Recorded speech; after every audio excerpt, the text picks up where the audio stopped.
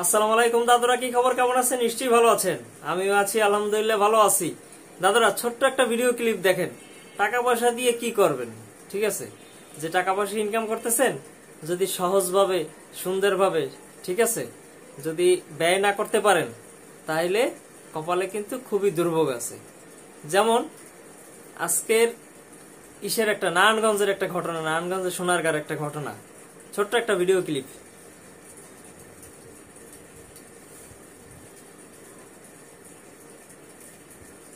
দেখেন। দুই ভাই তার বাবাকে মানে লাথি দিচ্ছে, মাইরা রক্তাক্ত করছে, ঠিক আছে। এমনকি একটা ছেলে তার দাড়ি আছে, মাথায় টুপি আছে এবং নামাজ পড়তে পড়তে কপালে দাগ ফেলাই দিছে আর কি। কিন্তু তার শরীরে কিন্তু ওই ভদ্রলোকের মানে যাকে মারছে আর কি, তারে কিন্তু রক্ত, মানে তার পাঞ্জাবিতে, মানে তারকে যে রক্তাক্ত করছে মাইরে আর কি, সেই তার বাবার রক্ত তো শরীরেও আছে, মানে পাঞ্জাবি পর্যন্ত তার রক্তে রক্তাক্ত হয়ে গেছে। টাকা পয়সা ইনকাম করলেন ঠিকই, জমি বাড়ি কষ্ট করলেন, সবই ছেলে মেয়ের জন্য। সেই ছেলে মেয়ে যদি তার বাবারে মারে, ঘর থেকে বাইর করে দেয়, ঘর মানে মারে, এমনকি মাইরেও ফেলায়, ঠিক আছে, আছে না? আছে দাদুরা।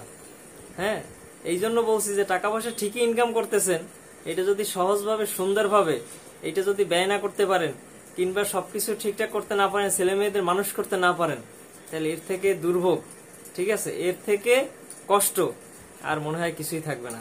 এই লোকটার বয়স 70 বছর, কিন্তু তার ছেলেরা একটু জমির জন্য, ঠিক আছে, বাড়ির জন্য তারে আঘাত করলো। সে কিন্তু তারই সন্তান, সে কিন্তু তারই বাবা। এই বাবা যখন ছোট সময় যখন হয়েছে, প্রত্যেকটা আবদার কত কষ্ট করে পূরণ করছে, কি করছে না? আমার বাবা মাও কিন্তু আমার জন্য এরকম প্রত্যেকটা ছোট ছোট কষ্ট, এগুলা কিন্তু তারা সহ্য করে আমারে বড় করছে।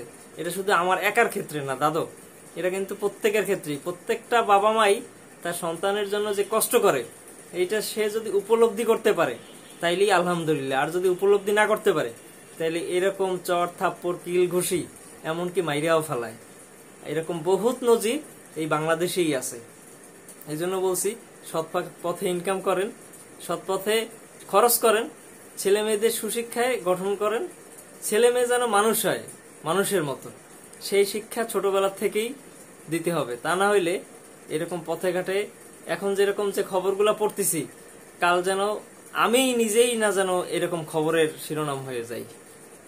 ধন্যবাদ, ভালো থাকবেন, আল্লাহ হাফেজ।